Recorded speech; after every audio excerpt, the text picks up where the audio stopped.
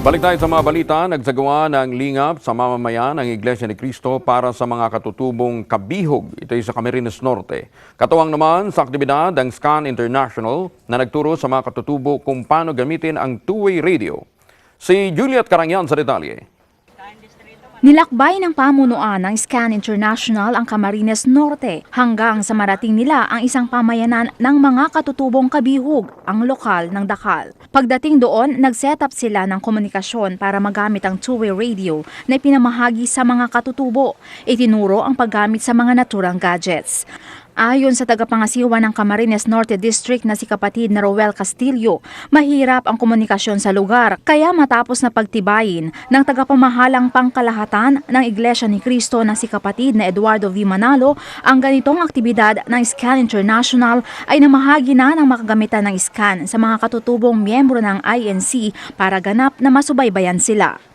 Kailangan po ito sa dakong ito, lalong na ito yung pamayanan ng mga kapatid po nating katutubong mga kabihog na mahirap po ang komunikasyon para po sa mga dapat na makarating sa tanggapan ng distrito ay kailangan po ang ganitong komunikasyon.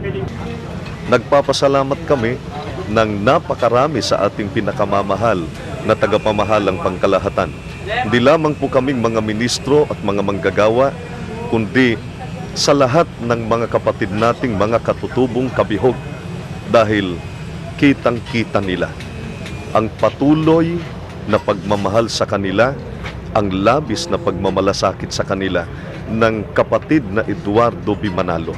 Kaya patuloy po silang nangangako magpakailanman ang kanilang katapatan sa ating Panginoong Diyos at sa ating Panginoong Jesucristo, at sila ay laging sa panig lamang ng ating pinakamamahal na tagapamahalang pangkalahatan.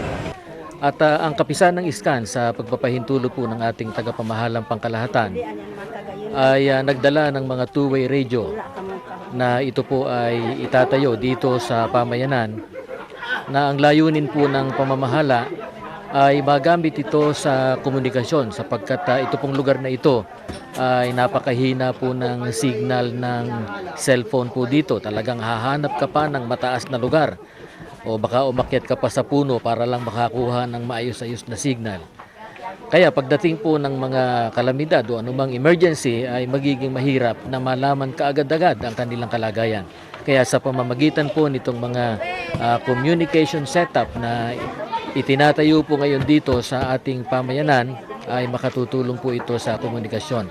Bukod sa mga ipinamahaging two-way radio at uniforme ng SCAN, binigyan rin sila ng mga gamot.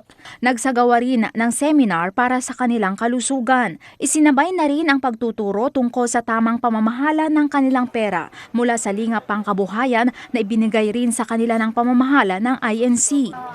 Gusto ng pamamahala, pati po sa bahagi ng edukasyon, mabahaginan po natin yung ating mga mahal na kapatid sa dakong ito, yung ating pong mga kapatid na katutubo. At sa umagang ito po, nagkaloob po kami ng ilang mga lingap. Yun nga po, kanina ipinamahagi natin sa kanila na para po sa kanilang mga paglilingkod sa ating Panginoong Diyos. At kami nagagalak na sa umagang ito, nakapiling po namin sila na kitang-kita namin po yung kanilang kasiglahan. At pangunahin, daman-dama po nila kung paano sila nililinga po ng tagapamahalang pangkalahatan. Bukod po sa spiritual, ay binibigyan po sila ng edukasyon ngayon. Yun po ang pangunahin ngayon na pinunta namin po dito. Labis ang pasasalamat ng mga katutubong kabihog sa pinadamang pagmamahal at pagmamalasakit ng tagapamahalang pangkalahatan ng Iglesia ni Cristo. Kami po ay nagpapasalamat do po sa mga binigay po sa aming damit na pang-SCAN galing po sa sa pamamahalang pangkalahatan kay kapatid na Eduardo Manalo.